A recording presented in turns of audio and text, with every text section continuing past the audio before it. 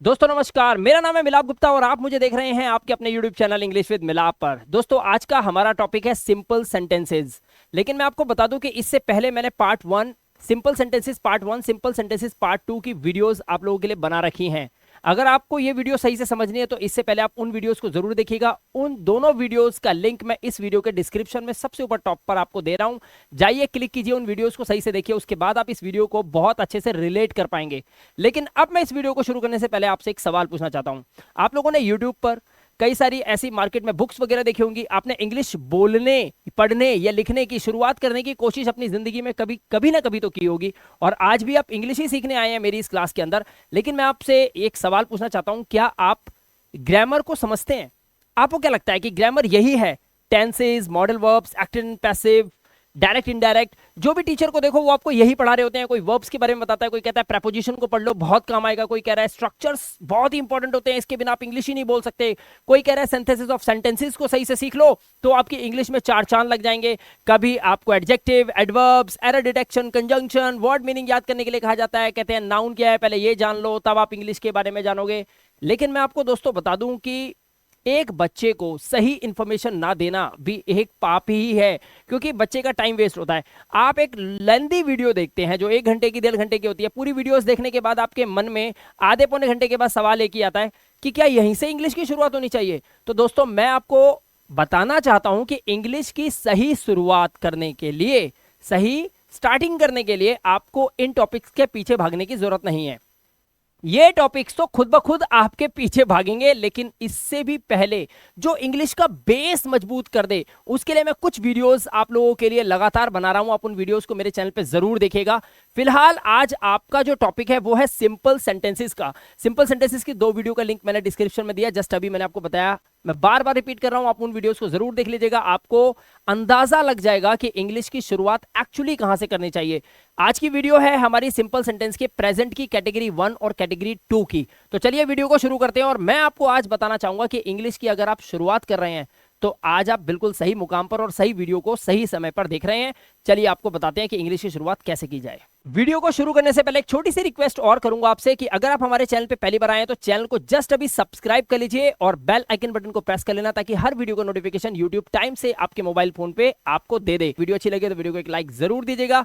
इस कॉन्सेप्ट को समझने के लिए आपको पार्ट 1 और पार्ट 2 की वीडियो देखनी बहुत जरूरी है। चलिए वीडियो को शुरू करते हैं। सबसे पहले हमारे पास आपको बताने के लिए क्या है इंपॉर्टेंट वो देखिए। मैंने आपको अपनी प्रीवियस वीडियो में जो बताया था उसमें आपको समझने वाला जो कॉन्सेप्ट था वो ये था कि सिंपल सेंटेंसेस एक्चुअली होते क्या है। आप कैसे पहचानोगे? हिंदी का कोई वाक्य आपके सामने लिखा है, आप उसे देखकर कैसे आइडिया लगाओगे कि ये सिंपल सेंटेंसेस है? आपको कैसे पता चलेगा कि कौन सी कैटेगरी का है? तो उसके लिए यहां पर आपको समझना यह है कि एक्चुअली सिंपल सेंटेंसेस जो होते हैं वो क्या होते हैं। दोस्तों सिंपल सेंटेंसेस को ही नो एक्शन सेंटेंसेस कहा जाता है। एक्शन मतलब तो आप समझ ही गए होंगे, एक्शन का मतलब होता है क्रिया करना, और नो एक्शन का मतलब होता है बिना क्रिया का वाक्य, यानी कि एक ऐसा वाक्य जिसमें कोई भी क्रिया ना हो रही हो। जैसे क्रिया मतलब चलना, उठना, भागना, दौड़ना, पढ़ना, लिखना, ये पूरे दिन में जो भी एक्टिविटीज आप करते हो, यानी कि सब्जेक्ट कोई काम करता है, जो भी क्रिया वो करता है, चाहे वो सोने के काम को कर रहा हो। मैं बोलूं रोहन सो रहा है तो रोहन क्या कर रहा है? सोने के काम को कर रहा है। मैं बोलूं कि मिलाप गुप्ता आपको पढ़ा रहा है तो मेरे द्वारा क्या काम किया जा रहा है? पढ़ाने के काम को किया जा रहा है। ध्यान रखिएगा, जब भी किसी सेंटेंस के अंदर सब्जेक्ट किसी काम को कर रहा हो तो वो अभी फिलहाल आपको नहीं पढ़ना है। आपको ऐसे सेंटेंसेस को खोजना है या ऐसे सेंटेंसेस के बारे में इमेजिन करना है जिन सेंटेंसेस के अंदर कोई भी क्रिया ना हो, यानी कि क्रिया की सीधी सीधी हम कह रहे हैं नो एंट्री। सिंपल सेंटेंसेस के अंदर क्रिया होनी ही नहीं चाहिए, सब्जेक्ट कोई काम करता हुआ नहीं मिलना चाहिए। ठीक है, तो अब फिर आप पहचानेंगे कैसे? तो मैं कुछ एग्जांपल्स आपको दिखा रहा हूं यहां पर। इन सेंटेंसेस को देखिए, आपको पता चल जाएगा कि सिंपल सेंटेंसेस होते क्या हैं। यहां पे लिखा है वो मेरा भाई है। अगर मैं बात करूं कि इसमें सब्जेक्ट क्या है, जिसका जिक्र मैंने अपनी प्रीवियस 2 वीडियोस में पार्ट 1 और पार्ट 2 में किया हुआ है, जिसका लिंक मैं डिस्क्रिप्शन में दे चुका हूं। यहां पर लिखा है सब्जेक्ट हमारा वो, क्योंकि मेरा भाई कौन है? मेरे भाई किसके बारे में बात हो रही है? वो के बारे में, जो कि मेरा भाई है। तो मैंने बोला वो मेरा भाई है। लेकिन यहां पर आप मुझे बताइए कि जो वो है कोई ना कोई व्यक्ति है, लड़का है, ये कोई काम कर रहा है क्या? चल रहा है, भाग रहा है, दौड़ रहा है? कुछ ऐसा लिखा है यहां पर? नहीं लिखा है। तो दोस्तों यही तो है सिंपल सेंटेंसेस। दूसरा, तुम मेरे टीचर हो। अगर मैं आपको बोलूं मैं आपका टीचर हूं तो इसमें मैं आपको पढ़ाने की बात कर रहा हूं? नहीं, पढ़ा तो मैं यहां इस वीडियो में रहा हूं, लेकिन अभी मैंने क्या बोला? मैंने बोला मैं आपका टीचर हूं। मैंने सिर्फ बताया, एक स्टेटमेंट दिया कि मैं आपका टीचर हूं, लेकिन मैं पढ़ा नहीं रहा हूं। वाक्य को ध्यान से समझने की कोशिश कीजिए। तो ये सेंटेंसेस होते हैं, ये सिंपल सेंटेंसेस, नो एक्शन होते हैं, जिसमें कोई क्रिया नहीं होती। ऐसे ही देखिए, रवि के पास एक नई कार है। क्या रवि कार को चला रहा है? क्या रवि कार के अंदर बैठा है? क्या रवि कार के अंदर बैठकर कुछ काम कर रहा है? नहीं, ऐसा कुछ भी नहीं है। सिर्फ एक स्टेटमेंट बताई गई कि रवि के पास एक नई कार है, एक शानदार कार है, एक स्प्लेंडेड कार है। आपको बात समझ आ गई होगी। ये होते हैं सिंपल सेंटेंसेस। तो सिंपल सेंटेंसेस में भी आपको पता है 3 कैटेगरी होती है, प्रेजेंट, पास्ट और फ्यूचर। अब प्रेजेंट, पास्ट और फ्यूचर के भी दो दो बच्चे हैं। प्रेजेंट के भी दो, कैटेगरी 1 और कैटेगरी 2। पास्ट की भी कैटेगरी 1 और कैटेगरी 2, फ्यूचर की भी कैटेगरी 1 और कैटेगरी 2। तो यहां पर हम आपको कैटेगरी बताते हैं। सबसे पहले आपको पता होगा, जब मैंने अपनी वीडियो पार्ट 1 और 2 आप लोगों के लिए बनाई थी, तो मैंने ये चार्ट आप लोगों के लिए बनाया था और मैंने आपको कहा था कि इस चार्ट को आप याद कर लीजिए या फिर इसका स्क्रीनशॉट ले लीजिए। ये स्क्रीनशॉट अगर आप लेंगे तो आपको बहुत ज्यादा हेल्प मिलेगी ये समझने में कि मेरी वीडियोस आखिर किस टॉपिक पे चल रही हैं। तो यहां पर जो है प्रेजेंट की कैटेगरी 1 और कैटेगरी 2, जिसमें मैंने बताया गया है, पास्ट की कैटेगरी 1 और 2, फ्यूचर की कैटेगरी 1 और 2। लेकिन फिलहाल आपको फोकस किस पे करना है? जो आज का हमारा टॉपिक है वो है प्रेजेंट की कैटेगरी 1 और कैटेगरी 2 पर। तो इस पर ही चर्चा करेंगे और मैं दावे के साथ कह सकता हूं कि इस वीडियो को पूरा एंड तक देखने के बाद आप प्रेजेंट की कैटेगरी 1 और 2 में कभी कोई गलती कर ही नहीं पाओगे, कर ही नहीं पाओगे। तो चलिए वीडियो को शुरू करें। तो फाइनली दोस्तों, यहां पर है प्रेजेंट टेंस और ये है कैटेगरी 1 और यहां पर है कैटेगरी 2। सबसे पहले हम बात करेंगे प्रेजेंट की कैटेगरी 1 को। इसके कुछ सेंटेंसेस बनाएंगे, इनके रूल्स देखेंगे, लेकिन उससे पहले मैं आपको समझा देता हूं सही से, ताकि आप वीडियो को पूरा एंड तक देख पाओ और सही से कुछ समझ पाओ, ये वीडियो आपके लिए फ्रूटफुल हो। देखिए, सबसे पहली बात यह कि कैटेगरी 1 के अंदर सेंटेंस जो होगा हिंदी का, उसके लास्ट में आपको मिलेगा है, हूं और हो। इसमें हमारी जो टाइम ऑफ वर्ड लगते हैं, जिसे हम हेल्पिंग वर्ब कहा जाता है, जिनको जो कोई अभी हेल्पिंग वर्ब नहीं है, क्योंकि जब वर्ब ही नहीं है तो हेल्प किसकी करेंगी? आप सहमत है ना मेरी बात से? तो वीडियो को लाइक जरूर करना। तो इज, एम, आर, इसे बोलते हैं टाइम ऑफ वर्ड, यानी कि समय की सूचना देने वाले शब्द होते हैं ये। इनका यूज किया जाएगा कैटेगरी 1 की, बता रहा हूं, ठीक है। जैसे यहां पे सेंटेंस देखिए, लिखा है मैं मिलाप हूं, मैं मिलाप हूं, बस स्टेटमेंट दे दी, हूं लगा हुआ है लास्ट में, कैटेगरी 1 है, इज, एम, आर से ही सेंटेंस बनेगा। ऐसे ही ये मेरी कार है, कोई चीज है, मैं बोलूं ये मेरा पेन है, या मैं बोलूं ये मेरा माइक है, ये मेरा सनाइजर माइक है, तो यहां पर जो मैं बोल रहा हूं ये क्या है? ये मैं और मेरी कोई चीज है, तो मैंने बोला ये मेरी कार है। इसी तरह से मैं बोल सकता हूं वह मेरी कुर्सी है। ऐसे सेंटेंसेस हमारी कैटेगरी 1 में आते हैं। मैंने बोला तुम बहुत अच्छे हो, तुम बहुत अच्छे हो, तो यहां पर हो लगा सेंटेंस के लास्ट में, तुम बहुत अच्छे हो। ऐसे सेंटेंसेस कैटेगरी 1 में। अब देखिए कैटेगरी 2 के अंदर मैंने क्या बताया था, सेंटेंस के अंदर आपको क्या क्या मिलेगा? आपको मिलेगा पास है, में है और भाई बहन है, ये मिलेगा। इसमें क्या लगता है आपका? हैज और हैव। इसमें इज, एम, आर नहीं लगेगा, होगा प्रेजेंट टेंस ही, लेकिन इज, एम, आर नहीं लगाना है, इसमें हैज, हैव लगाना है, यहां पर इज, एम, आर लगाना है। तो यानी कि एक सवाल बना कि सर हम कैसे सेंटेंस को पढ़ के पहचानेंगे कि ये कैटेगरी 1 है, ये कैटेगरी 2 है? वही तो समझा रहा हूं। अब देखिए यहां पे क्या लिखा है? मेरे पास पैसे हैं, बट इसी के सामने सेंटेंस लिखा था मैं मिलाप हूं। अब मैं बोलूं मैं मिलाप हूं और मेरे पास पैसे हैं, तो ये दो तरह की कैटेगरी हो गई। एक तो मेरी कैटेगरी की, मैंने बोला मैं मिलाप हूं, ये मेरी कैटेगरी 1 हो गई, मैं मिलाप हूं, मैंने अपने बारे में बताया। लेकिन अब मैं बता रहा हूं कि मेरे पास क्या है, तो वही तो बोला ना, पास है, मेरे पास पैसे हैं। अब मैं आपको बोलता हूं तुम एक स्टूडेंट हो और तुम्हारे पास एक मोबाइल है। वीडियो किससे देख रहे हो? मोबाइल से तो देख रहे हो। अगर मैं आपको बोलूं कि आपके पापा अमीर हैं, तो वो इस कैटेगरी में आएगा। और मैं बोलूं कि आपके पापा अमीर होने की वजह से आपके पापा के पास क्या क्या है, देखो आपके पापा के पास एक शानदार कार है, आपके पापा के पास एक लग्जरी हाउस है, तो ये आपने देखा आपके पापा के पास क्या क्या है, वो कैटेगरी 2 में आ जाएगा। और आपके पापा खुद क्या है? अमीर हैं, आपके पापा मोहन हैं, या जो भी नाम बता दिया वो कैटेगरी 1 में आ गया। क्लियर हो गई बात? इसलिए कैटेगरी को बदला गया है, कैटेगरी 1 और कैटेगरी 2 डिवाइड किया इसको, ठीक है। दूसरा है में है। अगर किसी सेंटेंस में है आ जाए तो भी वो कैटेगरी 2 में जाएगा, यानी कि हैज, हैव से बनेगा। जैसे मैंने बोला इसमें 4 दरवाजे हैं। अब एक बात बताइए, कोई कार है, कार के कितने दरवाजे होते हैं? बेसिकली 4 होते हैं, 2 आगे और 2 पीछे। तो मैं अगर बोलूं कि इसमें 4 दरवाजे हैं, एक सेंटेंस बोला मैंने, ये मेरी कार है, ये कैटेगरी 1 में है, इसे इज, एम, आर से बनाएंगे। लेकिन अगर मैं बोलूं कि इसमें है क्या? 4 दरवाजे में है, आ गया ना, में है, ये था पास है, ये है में है। अब मैं बोलूं ये मेरी कलम है और इसमें इंक है, तो इसमें कुछ है। मैं बोलूं ये मेरा पर्स है और इसमें पैसे हैं, तो दो सेंटेंस हो गए। ये मेरा पर्स है तो मैं बोलूंगा दिस इज माई पर्स या वॉलेट, और दूसरा मैं बोलूंगा इसमें पैसे हैं तो मैं बोलूंगा इट हैज मनी। तो इस तरह से सेंटेंस को हैज एफ से और इज एम आर से आपको पहचानना है, ठीक है। एक तीसरी कैटेगरी, सॉरी एक कैटेगरी टू ही है, बट इसका तीसरा टाइप भी होता है भाई बहन है। इसे कैसे पहचानोगे? भाई बहन है, ये सेंटेंस को देखिए, मेरी दो बहनें हैं, आपके दो चाचा हैं, उसकी दो टीचर्स हैं, तो भाई बहन होना या कोई रिश्तेदार होना ये भी कैटेगरी टू में आ जाता है। क्लियर हो गई बात? चलिए अब हम सबसे पहले कैटेगरी वन के रूल्स एंड रेगुलेशंस को देख लेते हैं। तो फाइनली दोस्तों आपको प्रेजेंट टेंस की कैटेगरी वन के रूल्स को सही से समझना होगा, और क्योंकि रूल्स अगर आपको आते हैं तभी आप किसी भी सेंटेंस को देखकर ये आइडिया लगा पाओगे कि ये सेंटेंस कैटेगरी वन का तो है, लेकिन इसे बनाया कैसे जाएगा, इसको फॉर्म कैसे किया जाएगा, उसको ट्रांसलेट कैसे किया जाएगा इंग्लिश में, क्योंकि उसमें कुछ रूल्स होते हैं जो काम करते हैं। तो सबसे पहले यहां पर प्रेजेंट टेंस की कैटेगरी वन, जिसके अंदर आपको लगाना है इज, एम और आर, सिर्फ इज, एम और आर लगाना है, ठीक है। देखिए हमारे पास एक सेंटेंस को 6 तरह से लिखने के तरीके होते हैं, 7वां तरीका होता नहीं, मैंने अपनी पार्ट 1 और पार्ट 2 की वीडियो में आपको बता रखा है। यानी कि किसी भी एक सेंटेंस को आप ले लो, इमेजिन कर लो अपने माइंड के अंदर, उसको आप जब ट्रांसफॉर्म करोगे, चेंज करोगे, तो उसको आप 6 ही तरीके से ट्रांसफॉर्म कर सकते हो, 7वां तरीका ना तो है और ना कभी होगा, ठीक है। जैसे पहला होता है हाँ वाला सेंटेंस, अफर्मेटिव, कोई भी ऐसा सेंटेंस जिसमें ना तो कोई सवाल है और जिसमें नहीं भी नहीं होगा, नॉट का यूज नहीं होगा और सवाल भी नहीं होगा। वो जैसे मैं बोला ये मेरा सैनिटाइजर है, मैंने आपसे कुछ पूछा, नहीं पूछा, मैंने इसमें नहीं लगाया, नहीं लगाया। दूसरा सेंटेंस होता है नेगेटिव, नेगेटिव के अंदर नहीं का यूज होता है, जैसे ये मेरा सैनिटाइजर नहीं है, मेरे पास पैसे नहीं है, वो तुम्हारे पिताजी नहीं है, ये वीडियो अच्छी नहीं है। देखा आपने ये सेंटेंस देखा, तो ये नहीं वाले सेंटेंसेस। अब तीसरा होता है इंट्रोगेटिव, इंट्रोगेटिव के अंदर यू पुट अ क्वेश्चन और somebody puts a question before you, इसमें कोई आपसे क्वेश्चन या तो आपके सामने रखता है या फिर आप किसी से पूछते हो, इसमें सवाल होता है।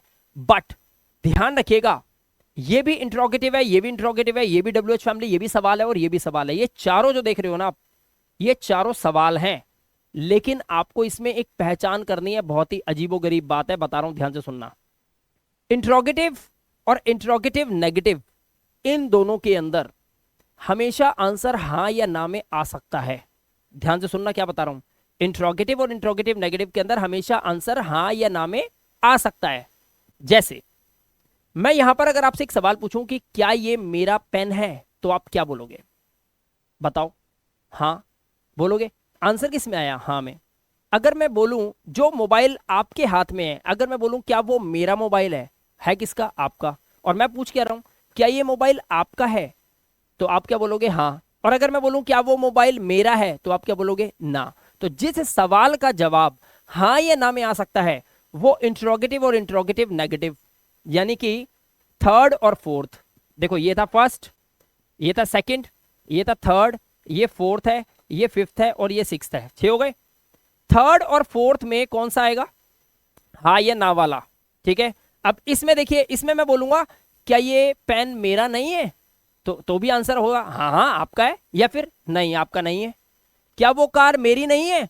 नहीं आपकी नहीं है, तो हाँ और ना में आंसर आ रहा है, तो वो थर्ड या फोर्थ हो सकता है, ठीक है। फिफ्थ में आएगा WH फैमिली। WH फैमिली का मतलब होता है जब आप किसी से सवाल करेंगे या कोई आपसे सवाल करेगा इंग्लिश में, तब आपको what, who, where, which, when, how much, how many, in WH family words का यूज करना पड़ता है, जिनके बारे में मैं एक सेपरेट वीडियो आप लोगों के लिए बहुत जल्द लेकर आने वाला हूं, ठीक है। अब यहां पर WH फैमिली वर्ड्स को भी आपको समझना होगा। इनसे शुरू होने वाले जो वर्ड्स, WH फैमिली वर्ड से शुरू होने वाले जो सेंटेंसेस होते हैं, इन सेंटेंसेस को हम फिफ्थ और सिक्स्थ कैटेगरी में बोलते हैं। जैसे वाई, मैं बोलूं यह पेन मेरा क्यों है, क्या आप इसका आंसर हाँ या ना में दे सकते हैं? नहीं दे सकते, आपको रीजन बताना पड़ेगा। मैं बोलूं आपका नाम क्या है, इसका आंसर आप मुझे दोगे, तो आंसर जब दोगे तो हाँ या ना में दोगे, मैंने हाँ या ना वाला सवाल पूछा ही नहीं है। तो ये जो WH फैमिली, मैं बोलूं आपकी उम्र कितनी है, तो आप क्या बोलोगे? हाँ या बोलोगे ना? उम्र तो है ना, तो बताओगे 27 साल, 16 साल, 15 साल, बताओगे ना। इसी तरह से WH फैमिली के अंदर आपको रीजन, सवाल, जवाब, सवाल क्या जवाब देना पड़ता है, एक लंबे सेंटेंस को बनाना पड़ता है। सिक्स टाइप में भी ऐसा ही होता है, यह पेन मेरा क्यों नहीं है, भाई तुम मेरे दोस्त क्यों नहीं हो, तो यहां पर क्यों नहीं हो इसका भी तो रीजन बताओगे। लेकिन थर्ड और फोर्थ के अंदर आपको हाँ या ना में आंसर देने की अनुमति होती है। फिफ्थ और सिक्स्थ में आप ऐसा कतई नहीं कर सकते, आपको सेंटेंस बनाना पड़ेगा। तो यहां पर हमारे 6 टाइप की कैटेगरी हो गई। पूरी ग्रामर के अंदर आपको किसी भी सेंटेंस को 6 तरह से फॉर्म करना आना चाहिए। हर एक सेंटेंस 6 तरह से बनता है, पूरी ग्रामर इससे चलेगी। सबसे पहले हमारा टॉपिक आज है प्रेजेंट का, कैटेगरी 1 इज एमआर का। रूल नंबर 1, अफर्मेटिव सेंटेंस जब भी आप बनाओ तो उसमें आपको सबसे पहले आपको सब्जेक्ट लगाना है, फिर आपको इज एमआर लगाना है, फिर आपको ऑब्जेक्ट लगाना है। एग्जाम्पल, अगर मेरे को बोलना है कि मेरा नाम मिलाप है, तो पहले देखूंगा मैं सब्जेक्ट क्या है, किसके बारे में बात हो रही है, मेरे नाम के बारे में। तो मैं बोलूंगा मेरा नाम, इसे मैं बोलूंगा माय नेम। मैंने क्या बोला, माय नेम बोला। अच्छा, माय नेम के बाद सब्जेक्ट के बाद मैं क्या लगाऊंगा, इज एम आर। आपको कैसे पता चलेगा कि इज लगाऊं, एम लगाऊं या आर लगाऊं? तो यहां पर आपको यह देखना पड़ेगा कि सब्जेक्ट कितने हैं, किसके बारे में बात हो रही है, मेरे नाम के बारे में। अच्छा आप बताओ मेरे नाम कितने हैं। एक्चुअली जो आप जानते हो, मैं हर वीडियो को शुरू करने से क्या बोलता हूं, शुरू करने से पहले क्या बोलता हूं, वीडियो को शुरू करता हूं उससे पहले क्या बोलता हूं, पढ़ाने से पहले क्या बोलता हूं, my name is Milap Gupta and you are watching me on my YouTube channel English with Milap. मैंने क्या बोला, my name is Milap Gupta. तो माय नेम के बाद मैंने इज क्यों बोलता हूं, मैं क्यों लगाया मैंने, क्योंकि नेम एक ही है जिसके बारे में बात हो रही है। माय नेम इज मिलाप, मेरा नाम मिलाप है। यहां पर मैंने इज लगाया इस नेम की वजह से। अगर मैं इस माय नेम को हटा दूं और मैं बोलूं मैं मिलाप हूं, तो भी कैटेगरी 1 में, और मैं बोलूंगा आई एम मिलाप, तो यहां पर मैंने क्या लगाया, अब मैंने आई के साथ एम लगाया, तो यहां पर सब्जेक्ट का वर्ब के साथ, यानी कि सब्जेक्ट का हेल्पिंग वर्ब या टाइम ऑफ वर्ड के साथ एग्रीमेंट होता है। एग्रीमेंट, सब्जेक्ट वर्ब एग्रीमेंट, जिसकी बहुत जल्द वीडियो में ले आऊंगा। यहां पर आपको सब्जेक्ट के अकॉर्डिंग इज या एम या आर लगाना होता है। उसके बाद आपका ऑब्जेक्ट होता है, जो कि यहां पर मेरा नाम लगा हुआ है। क्लियर हो गई बात, यहां तक समझ आया। अगर हम बात करें कैटेगरी 2 के अंदर, तो इसमें इज एम आर के बाद नॉट लगाना है। बहुत ही सिंपल है, ध्यान से देखिए। जब आप किसी से सवाल पूछेंगे जिसका आंसर हां या ना में होता है, अगर आप कोई ऐसा सवाल पूछ रहे हैं जिसमें शुरुआत क्या से होती है, जैसे क्या तुम चोर हो, क्या तुम मेरे स्टूडेंट हो, ऐसे सेंटेंसेस के अंदर जिसमें क्या से शुरुआत हो रही है और आंसर हाँ या ना में हो सकता है, ऐसी कंडीशन के अंदर आपको सब्जेक्ट को पहले नहीं लगाना है, आपको पहले इज एम आर में से कोई एक चीज लगानी है। उसके बाद आपका सब्जेक्ट, फिर ऑब्जेक्ट, और फिर आपका क्वेश्चन मार्क आएगा, because you are asking a question या फिर यू आर रिप्लाइंग, कोई पूछ रहा है आपसे तब। ठीक है, इंट्रोगेटिव नेगेटिव के अंदर आपको सब्जेक्ट के बाद यहां पर नॉट लगाना पड़ता है। तो ये 4 कैटेगरी आपको समझ में आ गई। अगर आपको ये 4 समझ में आ गई तो फिफ्थ और सिक्स तो बहुत इजी है, आराम से आपकी पॉकेट और आपके भेजे में आ जाएगी। ध्यान से देखना, फिफ्थ में क्या करो, जो भी आपके सवाल के अकॉर्डिंग WH फैमिली है उसको आप लगा दो, जैसे वाई भी हो सकता है, हु भी हो सकता है, व्हाट भी हो सकता है। उसके जस्ट बाद, फिफ्थ में बता रहा हूं, उसके जस्ट बाद आप ध्यान से देखें तो ये थर्ड रूल और ये वाला रूल बिल्कुल सिमिलर है। आप देख लो ध्यान से, मैंने यहीं से उठा के लगाया हुआ है, देख लो, खुद देख लो, ये वाला और ये वाला बिल्कुल सेम है ना। तो यानी कि करना कुछ नहीं होता, फिफ्थ में आप अपनी WH फैमिली रखो जो पूछना चाहते हो, उसके बाद आप थर्ड वाले को यहां पे रख दो, या ऑटोमेटिकली फिफ्थ बन जाएगा। जब आप सिक्स बनाओगे जिसमें WH फैमिली और नॉट दोनों होगा, मतलब वाई भी होगा ये वाला, और इसमें नॉट नहीं है, इसमें नॉट भी होगा, यहां पे ये रहा। जब आप ये बनाओगे तो आप देखना क्या करना, WH फैमिली को लगाना, उसके बाद इस रूल को जब देखोगे तो ये आपको क्या दिखाई देगा, ये आपको फोर्थ वाला दिखाई देगा। यानी कि आपको मैं ये कहना चाहता हूं कि 5+ यानी कि 5वां बनाओगे जब, तो y लिखकर आपको थर्ड कर देना है, 5 का 3 से कॉम्बिनेशन बनाओ और 6 का कॉम्बिनेशन बना दो 4 से, बस ये काम करना है आपको। तो आपको यहां तक क्लियर हो गई बात। तो ये टॉपिक अगर आपको समझ में आ गया ना, तो आप समझ लीजिए ये पूरा कॉन्सेप्ट आपको बहुत अच्छे से समझ में आ जाएगा। तो ये था छोटा सा कॉन्सेप्ट जो मैंने आपको अभी बताया फिलहाल। चलिए अब मैं आपको सेंटेंसेस बनाना सिखाता हूं डायरेक्ट, कि सेंटेंसेस को कैसे बनाया जाता है। ठीक है, तो सबसे पहले यहां पर हम इनके कुछ सेंटेंसेस बनाकर देखेंगे। अब आप देख सकते हैं स्क्रीन पर मैंने उन्हीं रूल्स को बिल्कुल शॉर्ट फॉर्म में यहां पर लिख दिया है। अब मैं एक सेंटेंस लूंगा और आपको बनाकर दिखाऊंगा, फिर इसी तरह से आप सेंटेंसेस को बनाकर देखेंगे। अब दोस्तों यहां पर एक सेंटेंस आपके सामने है, क्या मैं घर पर हूं। क्या आप इस सेंटेंस को देखकर आइडिया लगा सकते हैं कि ये सेंटेंस इन 6 में से कौन सा टाइप है? टाइप 1 है, 2 है, 3 है, 4 है, 5 है, 6 है। अब आप ध्यान से देखिए, सेंटेंस को ध्यान से देखेंगे तो आपको पता चलेगा यहां पे लगा हुआ है क्या। इसका मतलब ये हुआ कि इसका आंसर आप यस या नो में दे सकते हैं। जैसे यहां पे लिखा है क्या मैं घर पर हूं, तो आप आंसर देंगे हाँ, या फिर आप बोल सकते हैं ना, और दोनों ही आंसर सही हो सकते हैं। इसका आंसर हो सकता है हाँ या ना में। इसका मतलब है ये या तो ये वाला है और या फिर ये वाला है। अगर ये नेगेटिव है तो इसमें नॉट होना चाहिए, तो नॉट तो नहीं है, यानी कि ये आपका थर्ड टाइप है। अगर ये थर्ड टाइप है तो ये थर्ड रूल से ही बनेगा, और रूल आपके सामने है, आप देख सकते हैं। यहां पर सबसे पहले आपको इज एम आर से शुरुआत करनी पड़ेगी। तो सबसे पहले आप देखिए आपका सब्जेक्ट क्या है, मैं घर पर हूं। किसके बारे में बात हो रही है, मैं के बारे में। मैं आपका सब्जेक्ट है। सब्जेक्ट की इंग्लिश क्या होती है, मैं की आई। आई के अकॉर्डिंग क्या लगना चाहिए, तो आपको पता है एम लगना चाहिए। पहला लेटर बड़ा लिखोगे, एम आई। हो गया यहां तक, एम आई। अब उसके बाद हमारा ऑब्जेक्टिव पार्ट क्या है, घर पर। घर पर के लिए हम क्या लिखते हैं, एट होम। हमारी इंग्लिश बन गई एम आई एट होम, क्या मैं घर पर हूं। यहां तक पहुंच गए आप। अब यहां पर जो कि यहां तक बुक्स में भी लिखा हुआ है ये नॉलेज होती है, लेकिन अगर मैं आपको कहूं कि मैं इसके आगे की नॉलेज जो आपको देने वाला हूं उसको आप ध्यान से समझ लीजिए। जब आप अपनी कॉपी के अंदर, या जब आप बोलने में, प्रैक्टिस में, जब आप लिखने में इस तरह से सेंटेंस को लिखते हैं, इसके बाद आपको एक छोटा सा काम और करना है।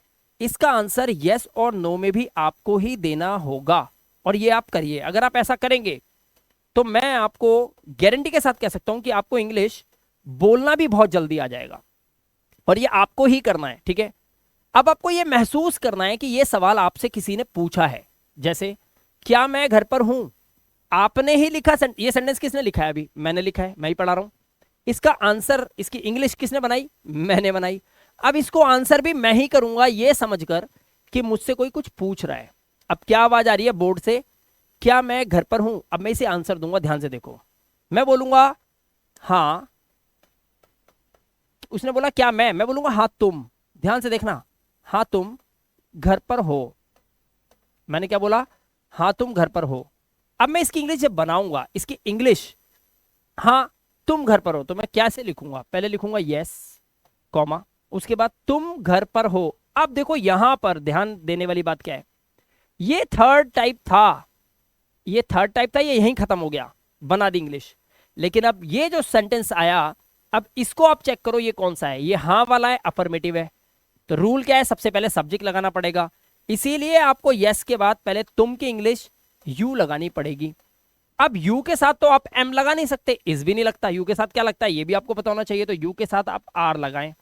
और इसके बारे में भी पूरी जानकारी हमारी वीडियो पार्ट 1 और पार्ट 2 में दी हुई है, और उसका लिंक मैंने इस वीडियो के डिस्क्रिप्शन में लगाया हुआ है, आप जाके आराम से देखिएगा। यू के साथ आर लगा, यस यू आर, क्या है, घर पर, यू आर एट होम। ये सेंटेंस बना, yes you are at home, ठीक है। अब आप इसका आंसर नो में भी दो, इसी का आंसर, तो क्या बोलोगे, आप बोलोगे तुम घर पर नहीं हो।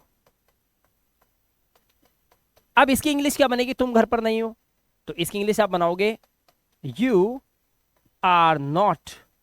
कौन सा वाला रूल लग रहा है, रूल नंबर सेकेंड, नेगेटिव। तो सबसे पहले हमने सब्जेक्ट लगाया यू, यू के बाद हमने देखा क्या लगना चाहिए, यू के साथ आर, आर के बाद यहां पर क्या दे रखा है, नॉट। तो हमने यहां पर देखो ये नॉट है ना, हमने यहां पे भी नॉट लगाया। उसके बाद ऑब्जेक्ट क्या है हमारा, एट होम, जो हमने यहां पर लगा दिया।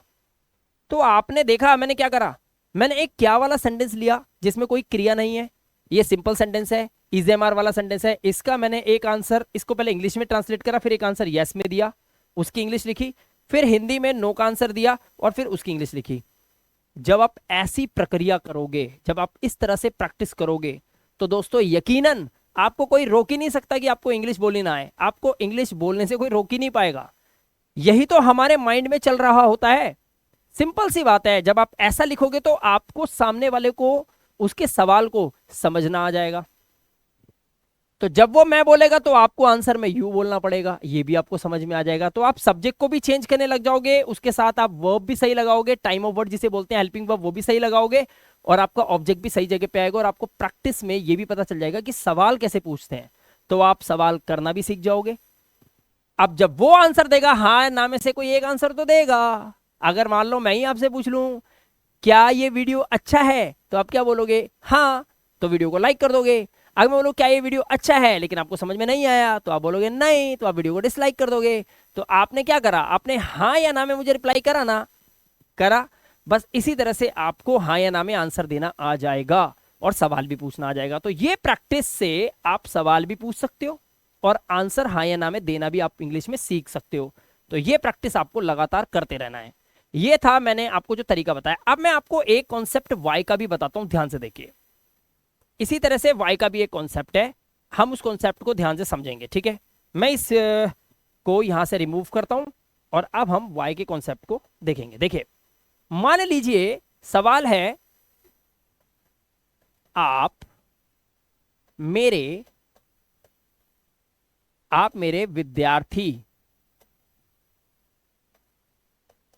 विद्यार्थी क्यों हैं। अब सबसे पहली सरदर्दी क्या है कि ये कॉन्सेप्ट है क्या, मतलब ये टाइप कौन सा है। तो आप देखो ध्यान से, तो इसमें आपको दिखाई देगा क्यों।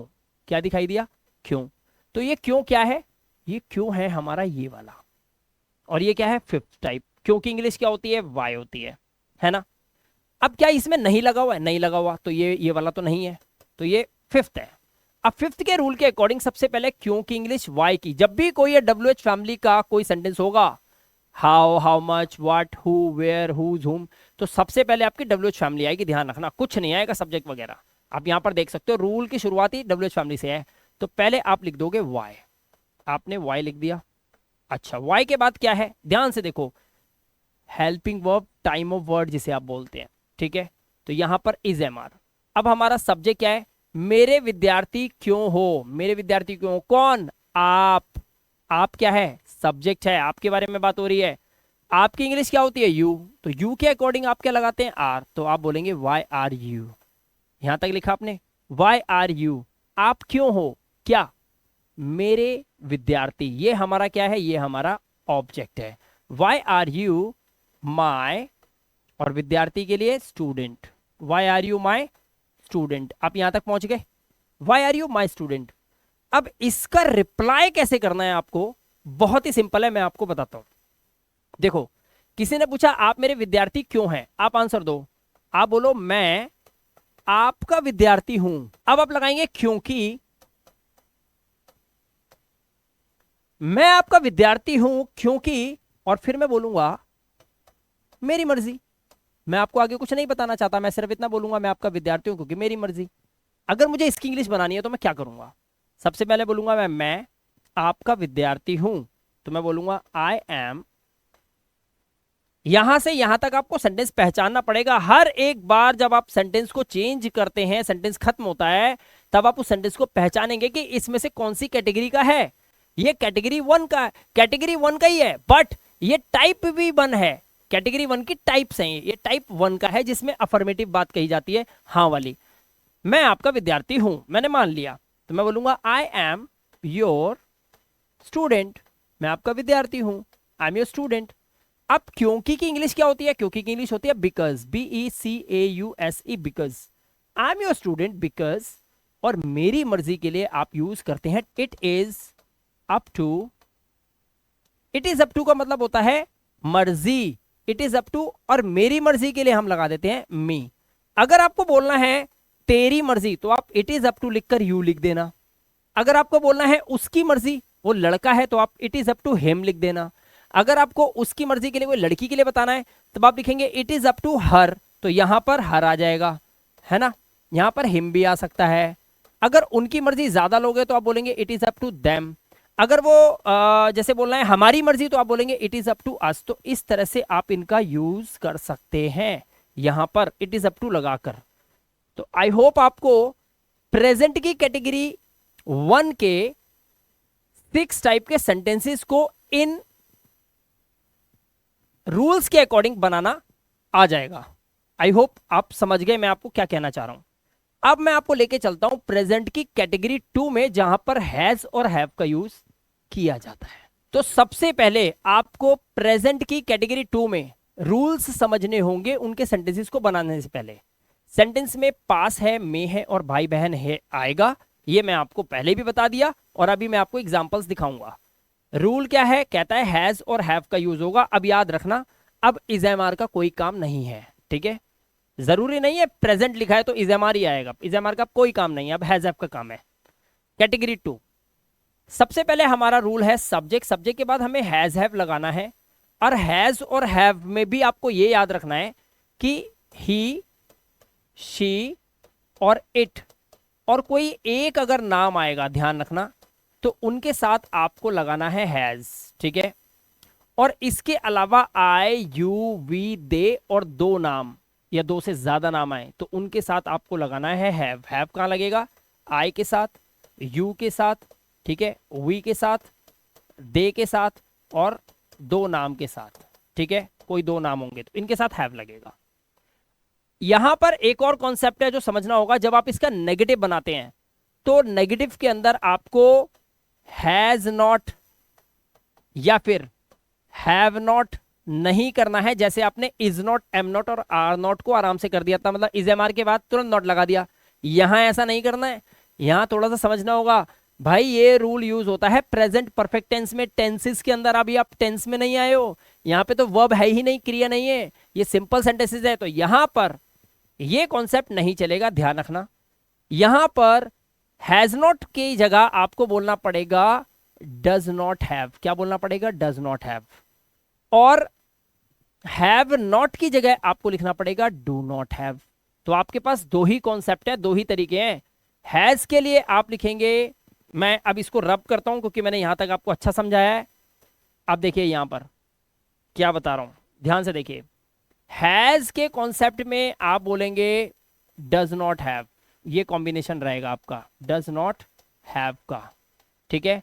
और हैव के कॉन्सेप्ट में आपको बोलना है डू नॉट हैव, बस ये बात आप समझ लो नेगेटिव में, ठीक है।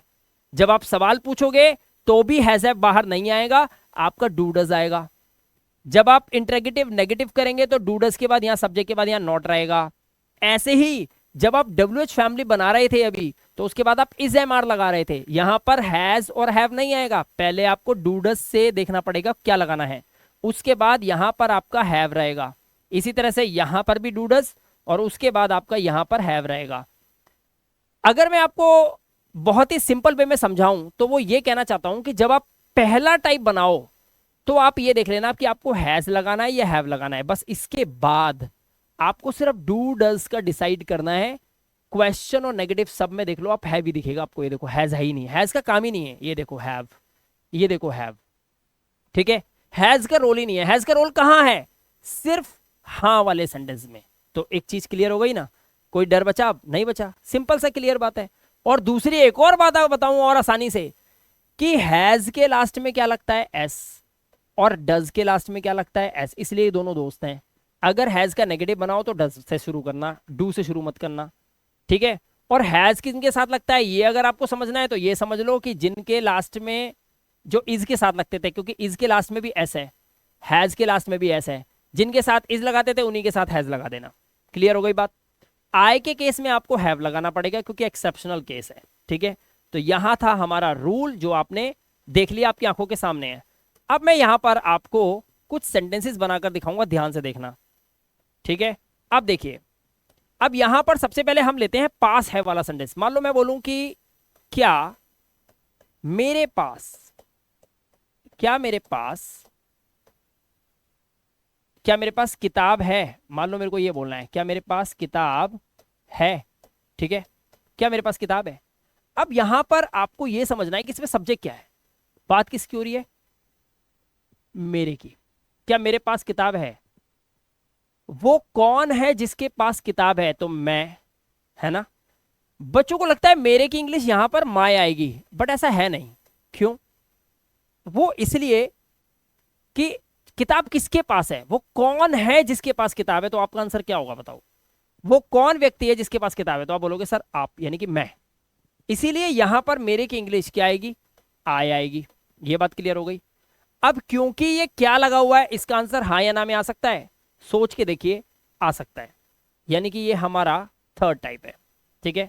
अब थर्ड टाइप की शुरुआत क्या आई से हुई है, सब्जेक्ट से हो सकती है? नहीं हो सकती, क्योंकि यहां पर हमारे पास ऑप्शन है डू डज का, और आई के साथ क्या लगता है? मैंने अभी आपको बताया डू लगता है, तो मैं बोलूंगा डू आई।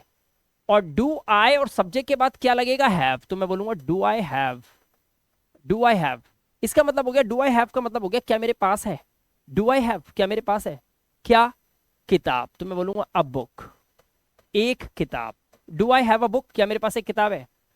अब बताओ जरा क्या आंसर दूंगा मैं इसके, तो आंसर दूंगा ना यस और नो में, दूंगा ना। अब देखो जरा आंसर कैसे आएगा। अगर मैं बोलता हूं, किसी ने मेरे से पूछा, मान लो do I have a book क्या मेरे पास किताब है, मैं क्या बोलूंगा, हाँ तेरे पास किताब है, मैं क्या बोल रहा हूं उसको, हाँ तेरे पास, मैं इसका आंसर दे रहा हूं उसको, हाँ तेरे पास किताब है, यानी कि तेरे पास बुक है, ये बोलना है मुझे, तो मैं क्या बोलूंगा, यस, ठीक है, हाँ तेरे पास मतलब यू हैव, क्या है, a book, you have a book, हाँ तेरे पास किताब है, क्योंकि यू के साथ हम क्या लगाते हैं, हैव लगाते हैं, yes you have a book, हाँ तेरे पास किताब है। अब मुझे बोलना है कि तेरे पास किताब नहीं है, तो कौन सा सेंटेंस आ गया, ध्यान से सोचो, नहीं है, नेगेटिव आ गया। अब मुझे डूडस के बाद नॉट और हैव का ध्यान रखना पड़ेगा, तो हाँ तेरे पास किताब है, तेरे पास किताब नहीं है, पहले लिखते हैं सेंटेंस, तेरे पास किताब यानी कि तेरे पास बुक नहीं है, तेरे पास बुक नहीं है, सॉरी ये आंसर है, तेरे पास बुक नहीं है, ठीक है, तो मैं क्या बोलूंगा, तेरे पास मतलब यू, यू के बाद मेरे को लगाना है डू, फिर डू के बाद मेरा नॉट, और नॉट के बाद हैव तो आएगा ही आएगा, हैज का कोई काम होता नहीं है, हैज का काम फर्स्ट में होता है, और ये नॉट वाला है, तो यू डू नॉट हैव क्या, अब बुक, तेरे पास किताब नहीं है, ये हो गया हमारा सेंटेंस का आंसर। यानी कि आप क्या वाला सेंटेंस पकड़ो, हाँ और ना में आंसर दो, क्या वाला सेंटेंस पकड़ो, हाँ और ना में आंसर दो, और लगातार अगर आपने 10 से 15 दिन ये प्रैक्टिस कर ली, मैं ये नहीं कहता कि आपको सिंपल सेंटेंस आ जाएंगे, पूरी ग्रामर आ जाएगी आपको, अगर आपने क्या लिखकर और हाँ और ना में आंसर देख दिया, 10 दिन ईमानदारी से करके देख लो, आपको आपको पता चल जाएगा कि आप अब तक लोगों की वीडियोस देखकर, टीचर्स की वीडियो देखकर कहाँ फंसे हुए थे, और ये कौन सा हुनर मैंने आपको बता दिया जिससे खुद बिना किसी टीचर के आप खुद इंग्लिश बोलना सीख जाओगे, बोलना भी आ जाएगा इससे, समझ आई। लेकिन उसके लिए आपको पहले अपने माइंड को ट्रेन करना पड़ेगा कि वो पहले लिखने में कोई गलती ना करे, and then your mind will help you when you will speak और टॉक टू समवन। ठीक है, चलिए आगे चलते हैं, यहां पर ये क्लियर हो गई यहां तक बात। अब मैं आपको ये बोलता हूं कि मैं एक आपको वाई में यानी कि डब्ल्यू एच फैमिली में भी बना के दिखाता हूं, ठीक है। जैसे मैं बोलूं कि क्या इस, जैसे हाँ मैं बोलता हूं इसमें, अब ध्यान से देखो मे वाला सेंटेंस, इसमें आई एन के इंक, इसमें इंक क्यों है, अब कोई चीज है जिसके अंदर स्याही है, मैंने बोला इसमें इंक क्यों है, तो मैं क्या से इंग्लिश बनाऊंगा, अब ध्यान से देखना, सबसे पहले मैं क्यों की इंग्लिश लगाऊंगा, तो मुझे क्यों की इंग्लिश लगानी है तो मुझे क्या बोलना पड़ेगा, ध्यान से देखना, सबसे पहले मैं बोलूंगा वाई, क्या बोलूंगा वाई, क्या ये कलर दिखाई दे रहा है, एब्सोल्युटली बिल्कुल अच्छा दिखाई दे रहा है, ठीक है वाई, वाई, अब ध्यान से देखना, इसमें ये जो है यहां पर है दिक्कत, ये लिखा है ना मे है, भाई बहन है, तो मे है जो यहां पर लिखा हुआ है मे है, इससे भी सेंटेंस हमारा कौन सा है, कैटेगरी 2 का है, डू डज का यूज होगा, क्योंकि ये क्यों लगा हुआ है, तो क्यों से हमारा ये डब्ल्यू एच फैमिली यानी कि 5th टाइप है, अगर इसमें नहीं होता तो ये 6 टाइप होता, ये तो पता चल गया ना आपको, तो 5th टाइप है। मैंने पहले बोला वाई, अब इसके बाद वाई के बाद मुझे क्या लगाना है, डू डज, लेकिन अब मैं ये कंफ्यूज हूं कि मैं डू लगाऊं या डज लगाऊं, तो आपको पहले सब्जेक्ट पता करना पड़ेगा। अगर मैं आपसे बोलूं, ध्यान से देखो इसकी तरफ, और मैं आपसे बोलूं इसमें इंक क्यों है, किसके बारे में बात हो रही है, इस पेन के बारे में, ये एक निर्जीव वस्तु है, तो ऐसे केस में जब कोई निर्जीव वस्तु हो और आप बोल रहे हो कि इसमें, तो उस इसके लिए ये जो वर्ड है ना इस, इसके लिए आप इट का यूज करते हैं, क्या यूज करते हैं, इट का, निर्जीव वस्तु के लिए आप यूज करते हैं इट का, यहां पर इट इज इक्वल टू इस है, ये बात आप समझ लो, ठीक है। तो अब आप क्या बोलेंगे, वाई, अब इट आ गया तो आपको पता चल गया, अब डज लगेगा, तो आप बोलेंगे वाई डज इट, इट मतलब ये पेन, ये जो पेन है ना, ये पेन, पेन के लिए लग रहा है it, why does it have, why does it have, why does it have a, sorry नहीं आ नहीं, एक मिनट रुकिए, why does it have ink, बस बन गया, इसमें इंक क्यों है। इस सेंटेंस को देखकर ऐसा लगता है बच्चों को कि इज एम आर से बन जाएगा, बट ऐसी गलती करना मत, मैंने आपको पहले बता दिया मे है के लिए आप ये लिखा है ना मे है, इसमें है, किसी चीज में कोई चीज होना, आप उसको डूडस से बनाओगे, हैज हैव का सेंटेंस है, why does it have ink, अब मान लो आपको इसका आंसर देना है, तो इसमें इंक क्यों है, तो आप क्या बोलोगे, मान लो आपको आंसर देना है, अब देखो कैसे देंगे, इसमें इंक क्यों है, मैं बोलूंगा इसमें इंक है तो मैं बोलूंगा इट। इट मतलब किसके लिए? पेन के लिए। पेन हैज इंक, तो इट हैज इंक। इट के साथ हैज, क्योंकि इसमें इंक है। ये वाक्य जो है ये अफर्मेटिव है, इसमें इंक है। इट हैज इंक बिकॉज, क्योंकि, बिकॉज, बिकॉज क्योंकि। अब मैं, क्योंकि मैं आपको नो एक्शन सिखा रहा हूं तो मैं सोचूंगा भी सिर्फ नो एक्शन ही, ऐसा कोई सेंटेंस नहीं लिखूंगा जिसमें क्रिया हो। बोलने को तो मैं बहुत, लेकिन मैं बोलूंगा it has ink because it is ink pen. अब आप पता क्या बोलोगे? अब आप बोलोगे सर अबीज क्यों आ गया? मैंने आपको क्या बोला? आपको पता है कि जब मैं आपसे इंग्लिश में बात करूंगा, ये रूल है, जब मैं आपसे इंग्लिश में बात करूंगा, ये जिंदगी में आप किसी से बात करेंगे तो क्या इज हमारी लगाते रहेंगे? या अगर किसी से हैज हैव से सेंटेंस कराया आपने तो क्या वो कॉन्वर्सेशन हैज हैव से ही चलती रहेगी? कैन भी लगा सकते हो, कुड भी लगा सकते हो, बहुत बड़ी ग्रामर है, कुछ भी बोलते रहोगे आप। इसी तरह से आपको सेंटेंस की कैटेगरी को पहचानना है, फिर टाइप पहचानना है और बोल देना है बनाकर। इसी की तो प्रैक्टिस करनी है। यहां पर मैंने क्या बोला, हिंदी सुनो। मैंने बोला इसमें इंक है, इसमें है, में है आ गया तो मैंने हैज हैव का यूज करा। ये कैटेगरी 2 का सेंटेंस था, ध्यान से सुनना। बिकॉज लगाया, इसका मतलब होता है क्योंकि। उसके बाद जब मैंने क्योंकि के बाद जब मैंने आंसर दिया, इस सवाल का आंसर जब सामने वाले को दिया, तब भी तो मैं ये देखूंगा कि दूसरा सेंटेंस कौन सी कैटेगरी का है। मैंने क्या बोला? क्योंकि ये इंक पेन है। भाई इसमें इंक है क्योंकि ये इंक पेन है। बॉल पेन में इंक डालेगा तू? नहीं डालेगा ना। पेंसिल में इंक डालेगा? नहीं डालेगा, क्योंकि वो इंक पेन थोड़ी है, वो तो पेंसिल है। यहाँ पे क्या है? ये इंक पेन है। ये इंक पेन है तो इसलिए इसमें इंक है। इसलिए मेरे को अगर बोलना है तो मैं बोलो यह इंक पेन है। अब जरा फोकस करो इस सेंटेंस पे, मैं क्या लिख रहा हूं। देखो मैं बोल रहा हूं यह इंक पेन, यह इंक पेन है। बस इस सेंटेंस को ध्यान से देखो आप। क्या लग रहा है आपको ये कैटेगरी 2 का है? इसमें लिखा है कहीं पे पास है, में है, भाई बहन है? नहीं लिखा ना। यह इंक पेन है, जैसे यह मिलाप है, यह मार्कर है, यह व्हाइट बोर्ड है, यही तो सेंटेंस है। और ये कैटेगरी 1 का होता है हूं हो लगा हुआ है, इसलिए मैंने इससे बना दिया इट इज इंक पेन। और वैसे मैं बोलूंगा it is an ink pen, यह एक इंक पेन है। क्लियर हो गई बात? यहां तक समझ आया? तो दोस्तों आपको प्रेजेंट की कैटेगरी 1 इजेमार का भी आज प्रैक्टिस बताया, कैसे आप क्या वाला सेंटेंस लिखो, हाँ ना में आंसर करो। रूल का ध्यान रखना खास तौर पे।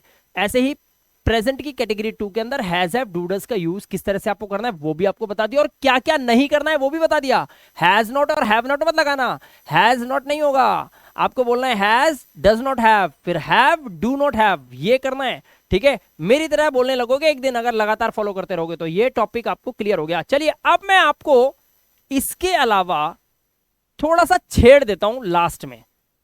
वो छेड़ने का मजा बच्चों को कुछ और ही आता है, तो चलिए आपको अब थोड़ा सा छेड़ते हैं। लिखा गया है ऊपर देखो पहले, अ फ्यू। अ फ्यू का मतलब होता है कुछ, जिसे आप गिन सकते हैं, थोड़ा बहुत है। अ फ्यू अमेजिंग सेंटेंसेस, कुछ मजेदार सेंटेंसेस हैं कुछ।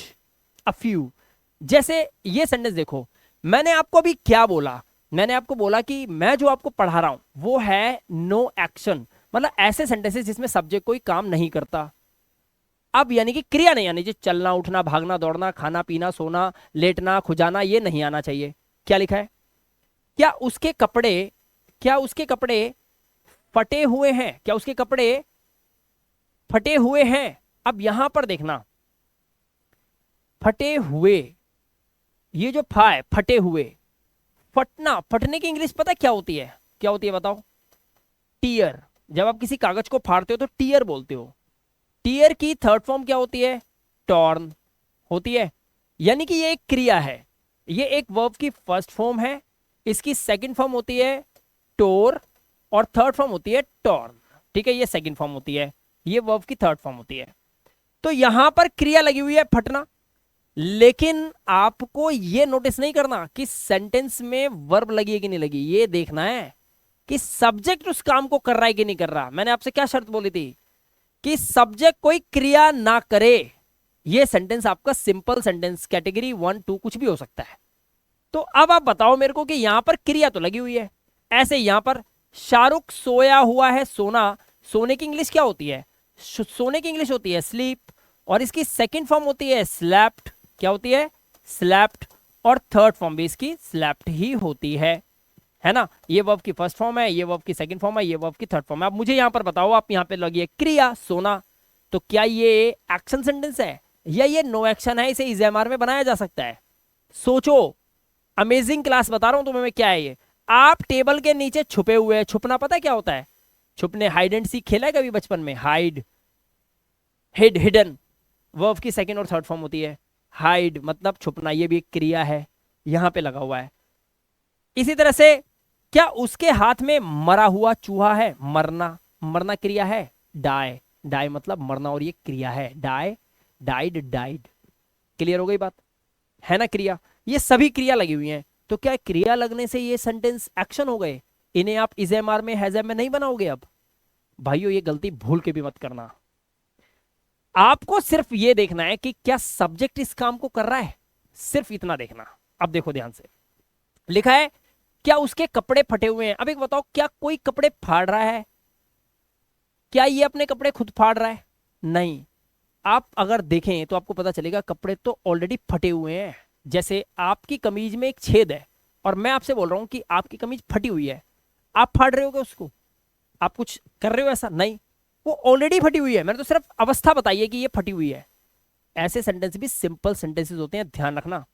सिर्फ क्रिया मत देख लेना, समझ गए?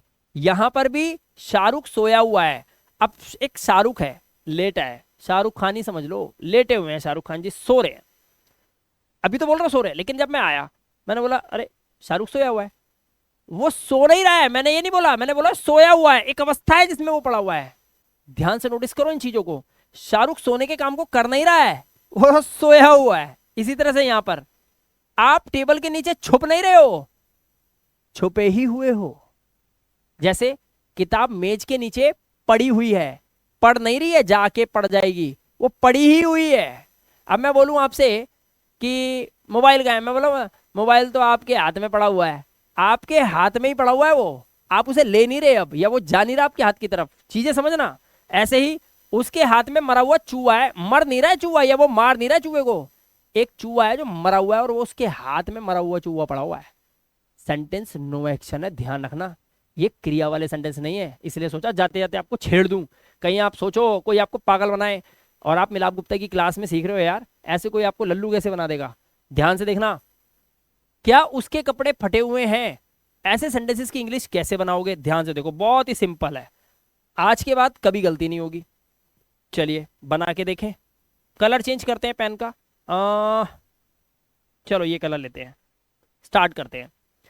क्या उसके कपड़े फटे हुए हैं? सबसे पहले आप देखो क्या है लगा हुआ है, यानी कि ये प्रेजेंट की कैटेगरी 1 का है। तो हम यहां पे लिखेंगे प्रेजेंट की कैटेगरी 1 का है, इज एम आर लगेगा। ये चीज तो क्लियर हो गई। देखा कितनी जल्दी आप डिसीजन ले रहे हो, कितनी जल्दी आप सीख रहे हो इंग्लिश।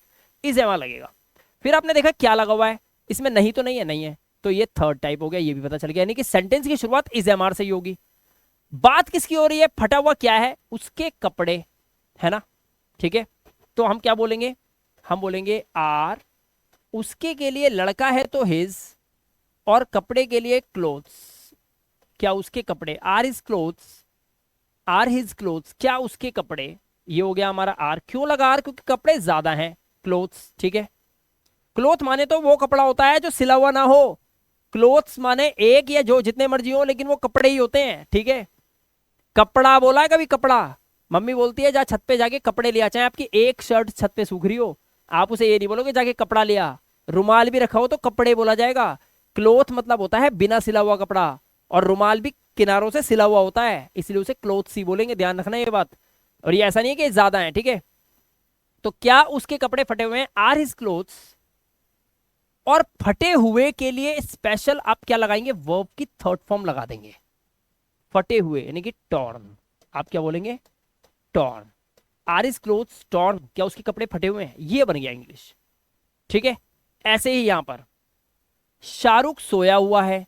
अब देखिए यहां पर क्या लगाएंगे? शाहरुख सोया हुआ है, हम बोलेंगे अब कैटेगरी कौन सी है? कैटेगरी तो 1 है, तो हम बोलेंगे शाहरुख इज। शाहरुख है क्या? सोया हुआ। अब इसके लिए स्लीप की थर्ड फॉर्म नहीं, इसके लिए खास वर्ब होती है। जब कोई सोया हुआ हो अवस्था में हो तो उसके लिए एक वर्ड यूज होता है अस्लीप। क्या? asleep. Shahrukh is asleep. asleep word जो है ये वर्ब नहीं है. asleep का मतलब ही होता है सोया हुआ. ठीक है, ऐसे ही आप टेबल के नीचे छुपे हुए हैं. छुपे हुए, इसके लिए हम क्या वर्ड यूज करते हैं? इसके लिए हम यूज करते हैं हिडन, वर्ब की third form.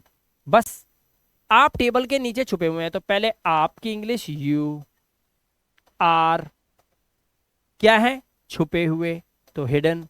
You are hidden, आप छुपे हुए हैं कहां पर? टेबल के नीचे. अब देखो, जब कोई टेबल और टेबल के नीचे छुपा हो तो वो अंडर हो जाता है. क्या लिखेंगे? You are hidden under the table. Under the table. ठीक है, अब इस सेंटेंस को देखो, लगा हुआ है क्या, यानी कि हमें पहले ये देखना पड़ेगा कि ये कैटेगरी कौन सी है. ध्यान से देखना, में है, आ गया, यानी कि ये डू डज हैज हैव वाला सेंटेंस है, इज एम आर में नहीं बनेगा. ऐसे पहचान लेना. क्या उसके हाथ में मरा हुआ चूहा है? अब देखो, हम बनाएंगे डज से, क्योंकि बात हो रही है उसके हाथ की, जहां पर मरा हुआ चूहा पड़ा है उसके हाथ की. हाथ कितना है? एक. डज, या फिर वो जो है, इसको दो तरह से बना सकते हैं हम. क्या उसके पास एक मरा हुआ चूहा है हाथ में? इस सेंस में भी बना सकते हैं. तो हम बोलेंगे does he have, does he have a, आप देखो मरा हुआ चूहा, मरे हुए के लिए बोलते हैं डेड रैट. ये बना डेड रैट, एक मरा हुआ चूहा. Does he have a dead rat. अब ये मरा हुआ चूहा है, तो मैंने अब क्या बना? डज ही हैव, क्या उसके पास है, क्या है? एक मरा हुआ चूहा. और कहां है? हाथ में. तो कैसे बोलेंगे? In hand. अगर वो हाथ पर इस तरह से पड़ा है तो आप बोलेंगे ऑन हैंड. ठीक है, अगर अवस्था ऐसी है, बंद रखने, मुट्ठी बंद होगी, तो अंदर बंद करके रखा हुआ उसने मरा हुआ चूहा ऐसे करके दबा के, जो कि हम करते नहीं है, तो आप बोलेंगे इन हैंड. अगर हाथ पर ऐसे पड़ा हुआ है तो हम बोलेंगे ऑन हैंड. तो इन और ऑन में से कुछ भी लग सकता है डिपेंडिंग अपॉन द सिचुएशन. ठीक है, तो हम बोलेंगे does he have a dead rat on his hand, या इन हिज हैंड, या फिर in hand on hand, depend करता है कि कैसे आप बोलना चाहते हैं. तो दोस्तों यहां पर आपने देखा अमेजिंग सेंटेंसेस जिसमें वर्ब भी है बट फिर भी आपने उन्हें सिंपल सेंटेंसेस से बनाया. तो दोस्तों आज की इस वीडियो में मैंने आपको प्रेजेंट की कैटेगरी 1 और कैटेगरी 2 के सभी कॉन्सेप्ट को सही से समझाया है with rules and with exercise. ठीक है, तो अब आपको करना क्या है? अब आपको बस अपनी कलम और अपने पेज या पेपर, जो भी नोटबुक है, उसको लीजिए. इस वीडियो को दोबारा लगा सकते हो, दोबारा देखिए, नोट्स बनाइए, और क्या वाले सेंटेंसेस को लीजिए, हाँ ना में आंसर लिखिए. क्यों वाले लिखिए, बिकॉज लगा के टेबल ऑफ मेरी मर्जी, it is up to me, it is up to you लगाइए, और आप इंग्लिश बोलना सीखिए. सबसे दिलचस्प बात यह है कि इस वीडियो को पूरा समझने के बाद जब आप इनकी प्रैक्टिस करेंगे तो कुछ ही दिनों में आपको फील होगा कि आप इंग्लिश को बोल भी सकते हैं और आप किसी से सवाल भी पूछ सकते हैं. ये सब आपको होने लगेगा. वीडियो इंटरेस्टिंग लगा हो तो वीडियो को एक लाइक जरूर दीजिएगा, और हाँ, हमारे चैनल पे पहली बार आए तो चैनल को सब्सक्राइब करके बेल आइकन बटन को प्रेस कर लेना, ताकि मेरी नेक्स्ट वीडियो की नोटिफिकेशन आपको मिल जाए, जो कि पार्ट 4 बहुत जल्द आप लोगों के लिए मैं लेकर आऊंगा. मैं मिलाप गुप्ता मिलूंगा आपसे नेक्स्ट इंटरेस्टिंग वीडियो के साथ. Till then, good bye.